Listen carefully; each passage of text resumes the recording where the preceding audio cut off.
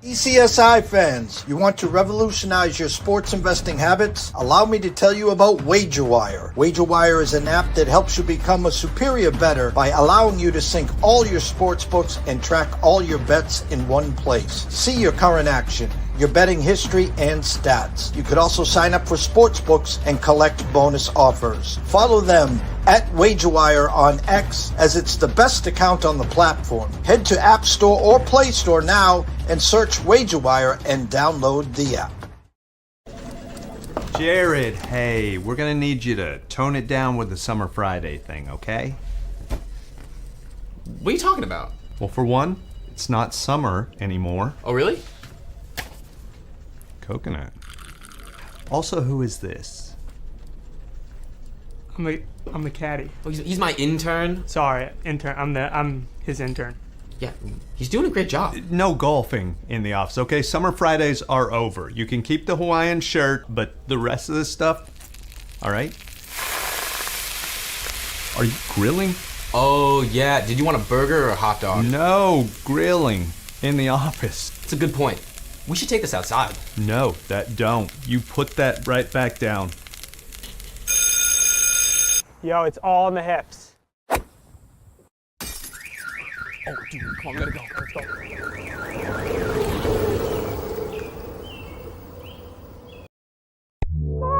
Yourself a merry little Christmas night. And have yourself a merry little Christmas.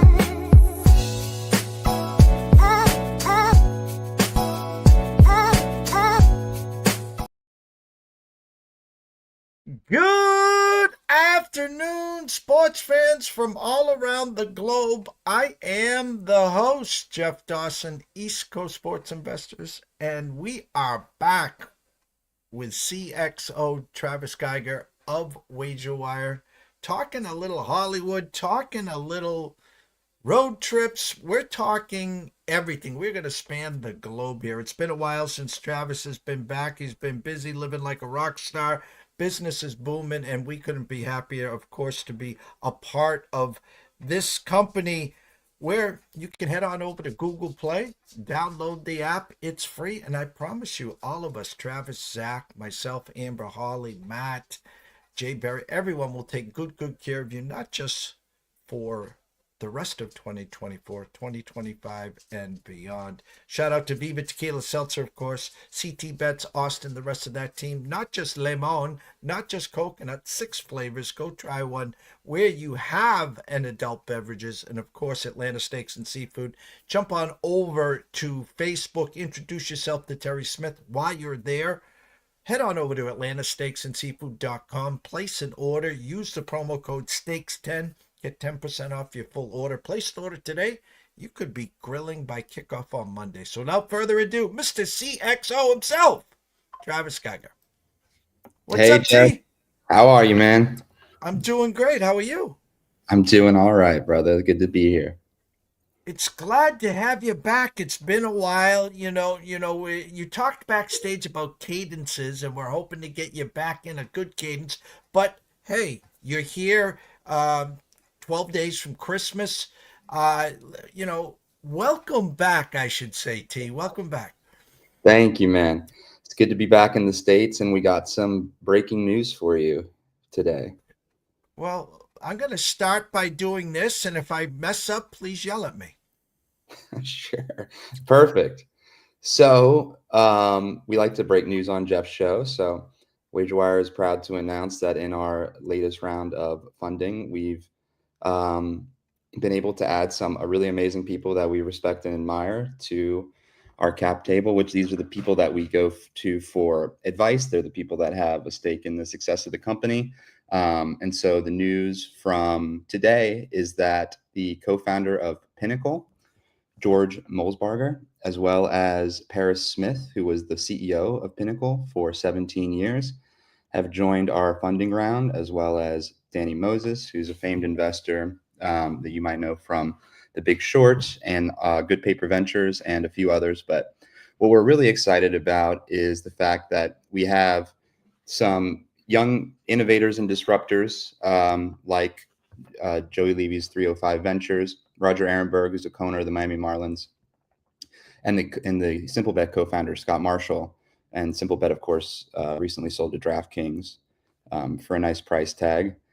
They pioneered micro betting. So we have the new guard, as it were, and kind of the legends that built the industry coming together in one company in the form of WagerWire. So we couldn't be more excited to have this combination and to have these people around the table with us. We're wrapping up 2024. You and I met a long time ago. You, Zach, and Guy put this together. We've talked about how it all started back at UCLA. I guess what I really want to ask you before we move on, go back to where you are, where you were starting at UCLA, and where we are today as we're wrapping up 2024, and the thought process, obviously, moving forward, what you are expecting or hoping for in 2025. Sure. So I can put my UCLA hat on for a second here. So this idea started like I feel like most good sports betting ideas started, which is on the couch, right? And so it was me and two of my best friends / roommates, and I wanted to buy Zach's ticket. I'd come home late from work. I was working on a movie set. Thursday Night Football had started. I didn't want the live line. I wanted to actually buy into the bet that he had purchased, and we could ride it together. So, we sent each other the money, figured it out, off the books. But we realized that there should be an integrated solution to this. How many times do you have a bet? Does your friend have a bet that you wish you could have got in on? Or how many times do you wish you could get out of a bet? Maybe cash out is screwing you, or maybe it's not even available, or you just don't even have the money to hedge because it could win a lot, right? That's what WagerWire does at its core. It's a marketplace for sports bets. We've got a lot of great press around it because each of these sports bets now becomes stories, and we want to put our players at the center of the story. So if you're one leg away and you could win $1 million, come to us. We'll help you sell your bet. And even if you don't want to sell it, we'll help you get your 15 minutes of fame, maybe even entertain some offers. We've had people end up on SportsCenter, had people end up on CNBC and the New York Post. So it's a fun ride. And we're trying to make the vision of, we're trying to make the future of sports betting something that's a little bit more fun, that's maybe screwing the players a little bit less. But we also drive value to the entire ecosystem. I always have to add this. I know, again, you and 14,000 other people were a part of the Circa Survivor. And I always bring this up because they each year have grown big and bigger. Derek Stevens, Jeffrey Benson, the cast of characters, what a performance that they put on. What a show for someone like yourself, who's a movie guy. They put on a show in the sports side between the sports book, stadium swim, et cetera, et cetera. You, if you're a sports bettor, this is where you want to go on Fremont Street. The contest got up to over 14,000 people. We're talking over $14 million, and there's about 50 people left. I always talk to you backstage via text, whatever. This is the perfect segue where the value now on these tickets, I think, are well over $300,000. The sweat is real. Thoughts of hopefully someday saying, hey, Derek, Jeff, this is the perfect model. Yeah. I mean, we're friendly with those guys. They definitely know how to put on a show. I think Circa is the most cinematic casino in Las Vegas. The Survivor contest is legendary. As you know, earlier this year, we had an AI entry that crapped out after 3 weeks and didn't do any better than our human entry, which crapped out after one. But I think that this is the perfect use case. And I do think that you'll start to see WagerWire as part of Survivors, maybe even next football season. We have a couple of partnerships that we're not allowed to announce yet with some contest companies. And we're also working on launching DFS 1.0 sales. So you can actually sell your DFS lineup as well as the daily fantasy lineups that we're able to sell now. All right, well, we're going to move on in. We had the breaking news, and then I'm going to queue up where you been in a while, and I'm going to give you the stage here. Okay, so what you're seeing right now is my esteemed co-founder, Guy Doughton, as a guest professor at the University of California, Los Angeles. He goes and talks to kids in the an entertainment and sports analytics course at the Anderson School of Business about what it's like in the real world, what it's like to start a company. He talks about his experience. He worked at a company called Stats. He worked for the Clippers. And we actually have a partnership with UCLA where we have interns come through their applied statistics program, Master of Applied Statistics program. And some of our best hires have actually been from the program. So as we get a little later in the show, when I start to show you the breakdowns of odds movements and charts, that's exactly what our data team does. They, analyze all sorts of stuff and then create fun visuals and new ways to interpret and interact with data as a form of entertainment. And so this is, like I said, my co-founder, Guy Doughton.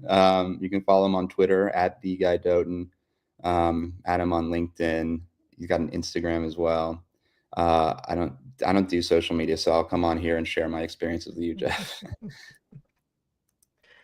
Are there any more on the Oh yeah. Oh, speaking of not having social media, we didn't talk about we didn't talk about this crazy thing that happened. So, George, the co-founder of Pinnacle, was gracious enough to invite me and Zach to a Thursday night football game where the Rams were playing the Vikings. And not pictured here is Zach in a Randy Moss jersey, but I'm walking up in an Ocho Cinco jersey, just shooting the breeze, and I see this just force coming towards me, and it can't be, but it is. It's like, I'm like, this is Ocho Cinco. I just put on the jersey because it's my favorite jersey. It's my lucky jersey. The Bengals had nothing to do with the game. He spotted me from across the parking lot. He was on his way to do his show with with Shay Shay. And he saw that, and it just made his day. So he ran up to me. The whole video, you guys can watch it, is from his point of view. He had somebody with a camera follow him up to me, ambush me. As soon as I realized it was him, we just started hugging and jumping, and we just had an incredible moment. He was actually there as an EA Sports ratings adjuster to kind of toggle the game ratings of players and teams, which is something that we actually look at with our data team, EA Sports compared to Las Vegas odds. So I, after the shock wore off, I immediately launched into a WagerWire pitch, naturally. And then we had a ton of inbound requests for people that are actually interested in the data of how accurate is EA versus how accurate is Vegas. Can they bet based on game simulations? Are there teams that are undervalued by Vegas or overvalued by Vegas as it relates to how they are in the game? One of the things we really got into digging into it was that in EA, there's really no strength of schedule because you're playing different teams, like depending on how you get the simulator works, versus the odds are taking into account like where that game is in the season, kind of momentum going into it. So the odds are theoretically, more accurate, true to form, but you can run simulations that can get you some interesting outcomes. But okay, that was that viral moment. And then, yeah, like I think it got viewed like 3 million times on his, and then DraftKings also posted it. People generally agreed that it was a wholesome interaction, which I was proud to be a part of.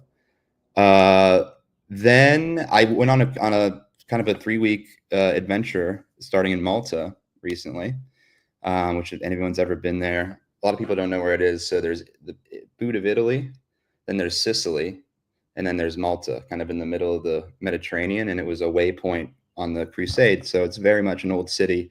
It's an EU country. It's also where a lot of gaming activity takes place. So this was the largest conference in the world. It's called Sigma.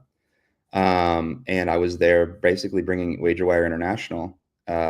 While I was there, I won a free trip back to Malta, which is hilarious. There I am with Alex Pereira's UFC belt.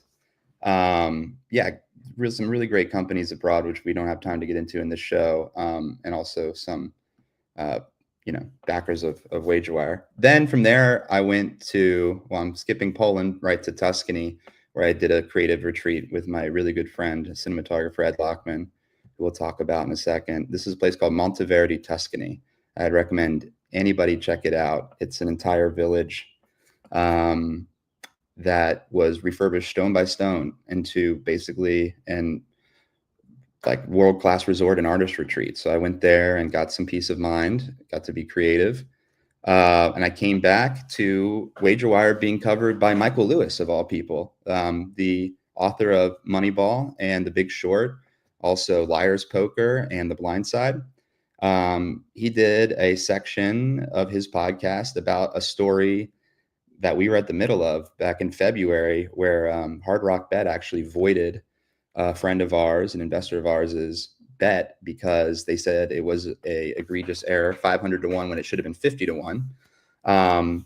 His bet was immediately in the money when he bought it at 50 to 1, at 500 to 1, because it should have been 50 to 1. So his $50 bet could have sold for $700 immediately. Because he was in Florida, something controversial happened where they were just able to void it right out of his account, whereas bettors who placed it in New Jersey, Division of Gaming Enforcement, didn't allow that. So it opened up a broader conversation about the Seminole monopoly down there that we don't opine on at all, but we are on the side of the bettor. So if we see something, we call it out. We're not afraid to jump in. This became a whole big thing on Twitter because they acknowledged the bet on Twitter. So shout out to our whole Twitter team. We're making some content around it. And then Danny went on CNBC, talked to Contessa Brewer about it. So this caught the attention of Michael Lewis, and he retold that story on last week's pod. So you can listen to it. It's Against the Rules with Michael Lewis on Spotify or anywhere, episode 7. And yeah, you listened to it, Jeff. What do you think? Know if I was more in shock where you were, and then it was so surreal just to take it all in. I couldn't have been happier, prouder for you guys, for all the work that you guys have been putting into. And it was almost like a perfect segue here. The traveling, we were doing shows live from the Olympics, and now you're walking out of a studio and there's Ocho Cinco, and just where you guys are right now, and the people that you're meeting, and the groups, the investors. Jealous isn't even a fair word that I can use right now, Travis. Well, man, you've been a part of it from the beginning, so I'm glad that we get to talk about it on your show. Well, it's only just the tip of the iceberg, as you know that. The tippity tip of the iceberg. So yeah, I just wanted to go back to the fact that this happened was ridiculous. I don't have any socials or anything, so there's nothing to tag, but insane. And the fact that we were already doing the math on the ratings adjustments, it was just like, that was like an outer space moment. Guy crushing it. Zach's he's in Mexico right now, but we've been busting balls, and it's cool to have moments like, the moment I took this picture was cool. There's some cool experiences to be had. So we're just loving life and trying to bring people along the ride with us. The chief experience officer, as you know, is my title. I don't want to be a chief marketing officer. No one likes to be marketed at. We want to invite you into something and give you stuff that you guys like to consume. We're not trying to sell you anything. We just want to invite you into our community. Yeah. We're going to go right from there into your wheelhouse. Yes. Okay, great. So on that trip, I went to Poland for a film festival called Kamrimaj, which is super under the radar, but it's one of the most prestigious film festivals in the world, and it's for cinematographers. So 3 of the past 5 years, the winner of the Golden Frog, which is their top prize, has also earned a cinematography nomination. It's heavily skewed towards European films, although you can see a lot of the familiar films that we've been following through the circuit there. Girl with the Needle was a bit of a surprise winner, it's a black and white Dutch film. The Brutalist, which when we get into the broader odds, is looking like the heavy favorite this year. That won the Silver Frog. Amelia Perez, which is getting a lot of chatter, won the Bronze Frog. And then my friend Ed Lockman won the Golden Frog for Lifetime Achievement for all of his body of work. But he had a film that just came out 2 days ago. You can watch on Netflix called Maria with Angelina Jolie, who's the current frontrunner for Best Actress. And his odds are looking pretty good too for cinematography. So if we look at the actual cinematography Oscars, and keep in mind, Girl with the Needle won, Brutalist in second, Amelia Perez third, and then Ed's got Maria. So checking out the Oscar odds, we can see Ed opened, actually, if you bring it all the way back, he was off the board before Venice. And then after Venice, he went 35 to 1. And then from in the run up to this actually starts on August 1st. In the run after Venice, November 1st. In the run after Venice into November, he really climbed the charts as people started to get wind of his amazing work. And now, he's sitting at, 9 to 1. Should have grabbed him at 35. The Brutalist is at 3.5 to 1. I think that that's way overvalued. Amelia Perez. I mean, Dune, I also feel like is overvalued at, what are we sitting at, 4 to 1. They did some interesting photography in that they had some infrared, but I don't know. I don't see it taking home the prize. Nosferatu is surging. That is, of course, the classic vampire thing. Is, they use a lot of German expressionism, and it's got a shot. I think if Ed's sweating any of them, it might be Nosferatu. Nickel Boys is coming on strong. That's like a super off the radar movie, but people seem to really take to it. So this is the Oscar odds. And for everyone who's been following us, like we looked at the Cannes Film Festival really, launched this back in the spring, which is where we were seeing a lot of that's where Honora and Amelia Perez premiered. We can get into those later. And Honora, which is a movie by director Sean Baker, who's an American, took home the prize. We looked at the legacy of Americans versus French, Italians, and others directors in the Cannes Film Festival, how it relates to the Oscars. So what we're going to see coming down the pipe, Jeff, and we could maybe even then go to this is just a nice little recap, but taking a step back, being able to look at sports betting from this, like the lens that I came from in like the Hollywood world, has been really interesting. All the meaning that's imbued in numbers, like the way things are displayed, spatial relationships in product and things like that has been really helpful. And it started with some really incredible mentors that I've had that I still spend a lot of time with. But, sports betting has not reached the parity of excitement and beauty of the games that we're putting money on, I don't think. It certainly doesn't have the same energy as even day trading or crypto, which is weird because in theory, the combination of elements should make it the most exciting thing in the world. So that's why I like to keep grounded in what kind of the artists are doing over in the theatrical and television side of things and see what we can learn on the sports side of things. And then we can hop back to the odds. Sorry, that was just a little PSA.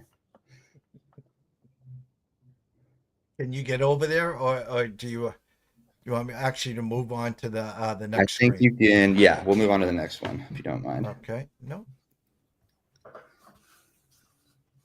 Here you go. All right. The heavyweights here.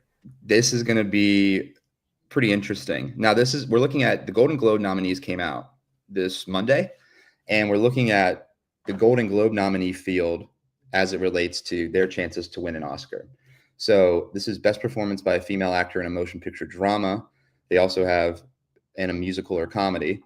So this isn't the entire field, but like you're going to have the girl from Wicked is in musical or comedy. There's a couple other entrants. I think Amelia Perez is musical or comedy.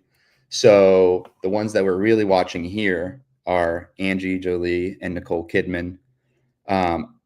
I think that Fernanda Torres is a dark horse. Her mother was nominated for the same prize 25 years prior. Tilda Swinton and Pam Anderson is another dark horse too for The Last Showgirl, if that can get some momentum.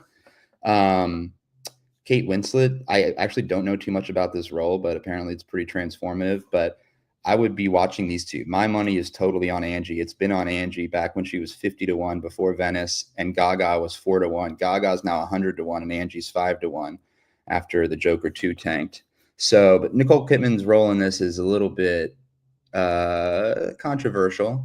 I don't think I would be surprised to see Daddy-O make it up on here too, which is an interesting film. But that's the actress race, and we can see the momentum swings here. Like actually,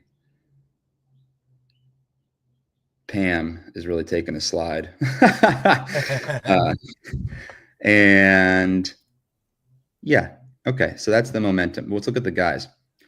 Adrian Brody is kind of running away with the Brutalist, but Coleman Domingo, I really wouldn't count him out. He also had a nod last year. Ralph Fiennes could play spoiler. Timothée Chalamet, people are pretty hot on him for his portrayal of Bob Dylan. I don't know if he'll get it over the line. If it makes a ton at the box office, maybe he'll get rewarded. But I think he's a fantastic actor. Nothing against him. I just sniff Ralph Fiennes playing spoiler here for some reason.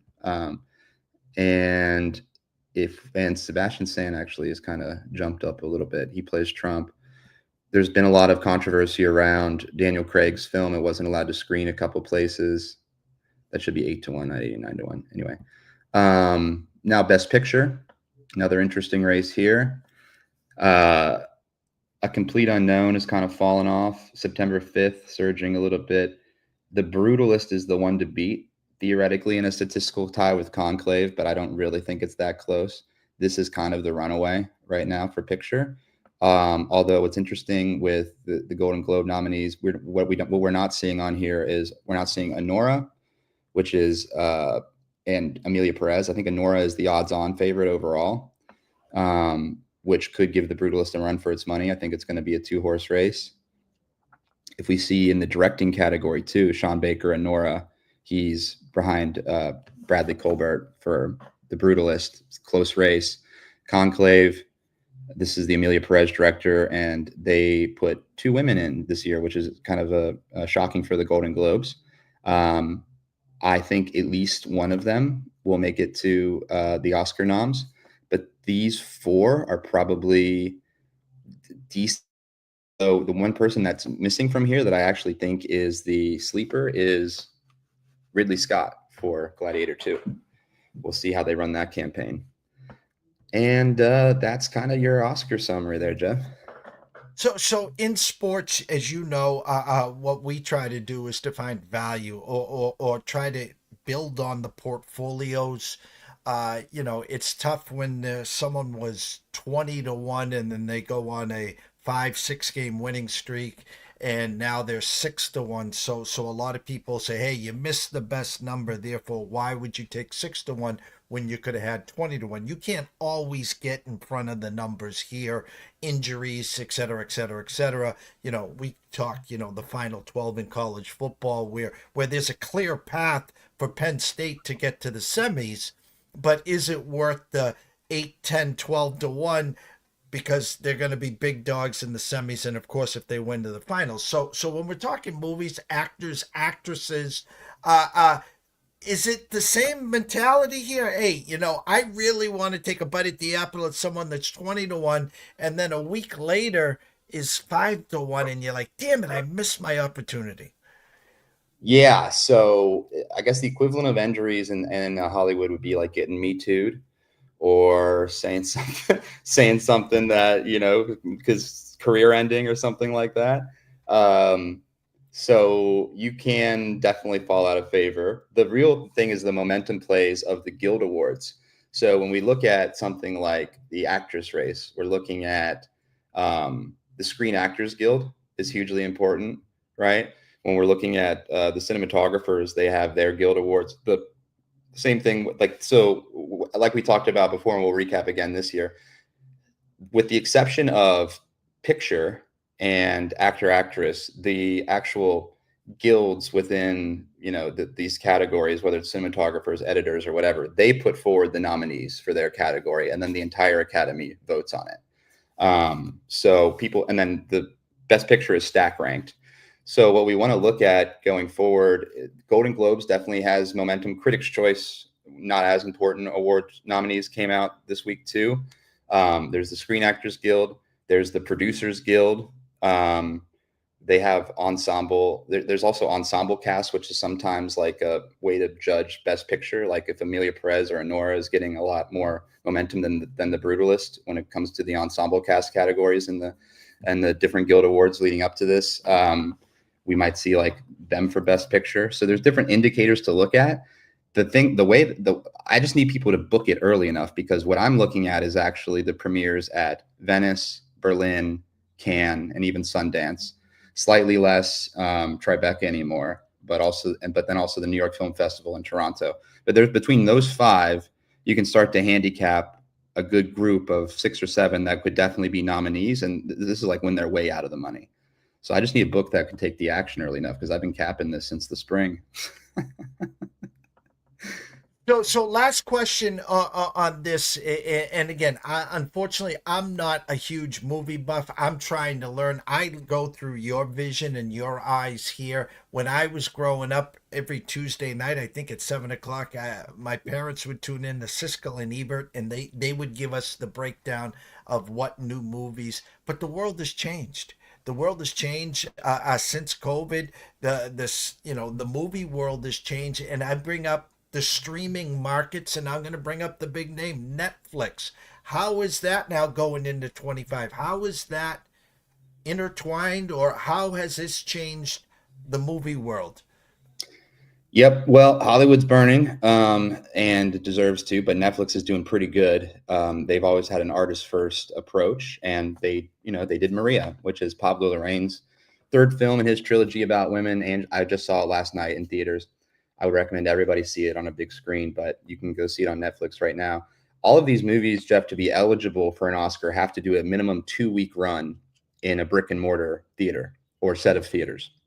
They have to have a limited release. So it can't just be fully digital, boom, right into the noms. They still want to support the infrastructure ecosystem that is, movie theaters, which I like. So I was able to go see Maria in a theater. Again, my friend Ed, who's now, front runner for cinematography. I have cinematography. We've looked at cinematography before, but yeah. Netflix is going to take over. I don't know if people heard, but Warner Brothers Discovery is divesting some of their stuff. Comcast Universal is divesting some of their stuff. I mean, Elon Musk might buy MSNBC, if you can believe that. Paramount's in a lot of trouble financially. Lionsgate, after a couple bombs, is in trouble financially. But it's an arcane system that was built with a lot of redundant people that are sticking their fingers in the creative process. What Netflix did is empowered the filmmaker, and that's why they were stuck in an aesthetic that was a Netflix look for a long time. That was a little bit but they've broken out of that, and they put together some of the most interesting films, I think, of the last 5 years, including, Roma was a Netflix movie. I mean, they took a big swing on Scorsese with The Irishman, which isn't one of his best, but they let him do his thing. They let Michael Mann do stuff on there too, Michael Bay. So I think it's an interesting company. Well, we spanned the globe in about 35 minutes here. I want to see if I can play. Let me see if I can do this for you, and then I'm going to do this. Bring you up here. You're a little bigger here. 18 days left of 2024. Of course, the Christmas and New Year season. If I said to you, Travis, a year from now, we will be sitting down and we will be doing the 2025 review for yourself, for Guy, for Zach, and of course, WagerWire, the community, the Wire Network. You got Biff's Almanac. Listen. All right. With Biff's Almanac, your exact method of East Coast sports investing makes a lot of money, because now all those bets that you've created as hedges, you can now manage that positionally, right? Selling all or part of it. So you always have a ton of bets that are in the money, Jeff. And then, of course, you have to do the math where only one of those could hit. But imagine you can make money on all of them. What we want to do is get this thing live and in market. So it's not just some bets that we're selling or some bets that we're able to sell, but we want to be with a couple books that you can sign up for right there in pretty much every legal state. And just like the cash out button, list your bet for sale and name your price. So I want that to be the reality for bettors this time next year. And lastly, that cash out button. Can you explain? We got standing room only here, just on Twitter, never mind YouTube and everywhere else that we're on right now. The percentage of the cash out compared to WagerWire.com /bet value / graphs. Can you explain that to them? Yeah. So if you want to know what your bet's worth right now, if you're holding a bet, go to WagerWire.com /calculator, and especially if you have a cash out. So what we can do is tell you the value of that bet right now. And then if you put your cash out in, we can show you basically the percent that you're getting shorted by the casino. It's like 60 or 70 cents on the dollar most times of basically the replacement value of that bet, or what your full hedge equity would be. So think about it. If the casino is offering it to you, it's good for them, right? They have these risk engines, right? And they're basically trying to, and it's a black box. No one really knows how it works, which is a problem. But they're trying to give you a number that's like the worst possible price that you would still stomach and take. So if it feels like you're getting ripped off, it's by design, right? They're going to give you the number that rips you off the most that you still are going to take. So this gives you that same, but everyone loves it because we know in our heart of hearts, oftentimes these bets aren't going to hit and we want to take some money off the table. It's more than we risked. Let's take some of it. But right now the conversation is very negative for the sports books. People say, what should I do? Should I cash out? Whatever. It's like cash out screwing you. And it is, right? And partial cash out's interesting, but it's all based on this kind of risk engine calculation that the book's running. And they're not going to give you an offer that's not good for them. With WagerWire, you can name your price, right? The book isn't going to buy it back from you. You're going to sell it to another person. So you're no longer playing against the house, which is a losing game. You're offloading it to somebody else. And hey, maybe you just want to post it for $10 more than the cash out was offering you. And that's a good deal. Or maybe you want to post it for the full value and someone's buying it because they're your friend or because you're one leg away and it's a really cool bet and they want to be there when Ohio State hits. We have that right now, actually. We have a bet for sale. Calvin, shout out. You can probably find it on our Twitter page. He wins $480K if Ohio State wins the national championship. And he's looking to sell. I mean, Ohio State, they got knocked back a little bit. Cash out screwing him. He's looking to sell all or part of it. So hit us on DM if you're interested in that. We have some other Ohio State bets too. If you have a bet that if you're getting cash out offer, go wagerwire.com/calculator will tell you how much they're screwing you. We used to call it the rip-off rate, but the books didn't like that too much. We still have to play a little bit nice so that they integrate us into their system. At the end of the day, it's good for them as well. There's benefits. It just really becomes like StubHub, Jeff, where, if you can find a better price on a ticket that somebody already had bought to the concert than what you could buy a new for, great.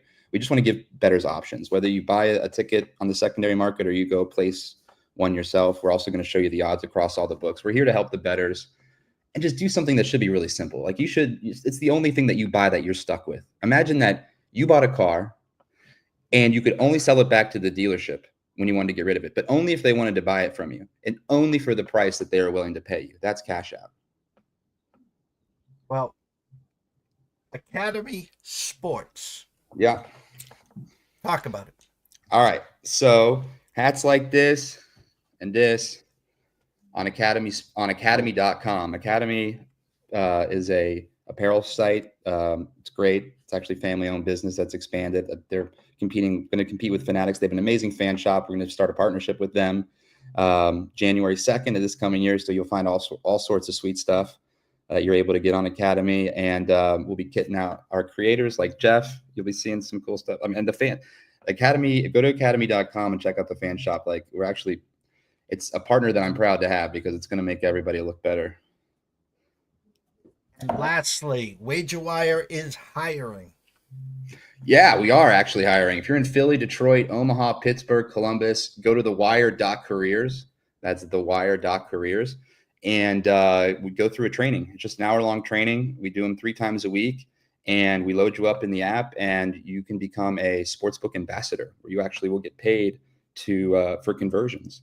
Signing up your friends, signing up people at bars, going to events. It's a lot of fun. You can do it as your main hustle. You can do it as your side hustle. We got people making thousands and thousands of dollars sometimes in a weekend, doing MGM casino signups, doing DraftKings signups, we're partnered with all the big guys, Bet Rivers, Better. We got fantasy apps. We even are dabbling in some of the sweepstakes too while they're around before the RICO charges catch up to them. But it's all legal, no offshore books, all books that you've heard of. And we pay you as an ambassador to just basically get people started on their journey. Last but not least, of course, tell everyone where they can find you, Zach, your emails, your newsletters, etc. Yes. Follow us on Twitter @WagerWire. You might even be watching on Twitter now. We're a good hang. And wagerwire.com/subscribe if you want the newsletter where you get all these cool Oscar odds, etc. And then, of course, Jeff's show every Friday. I'll be back. Well, we can't thank enough everyone watching. Again, standing room only on Twitter. What a way to end the week with Travis, of course, at WagerWire CXO. Go follow him at WagerWire. Shout out to Zach Doctor, enjoying himself, of course. WagerWire, you can follow him, on WagerWire CEO. And for everyone watching and listening, I want everyone to have a blessed day, a better weekend. And myself, Bill Krakenberger, Cornflakes and Crack, will be back on Monday. That is 7:30 a.m. on the West Coast, 10:30 Eastern Time. Everyone enjoy yourselves. Have a great weekend. Shout out to WagerWire, of course, the best in the business, and we will see you soon.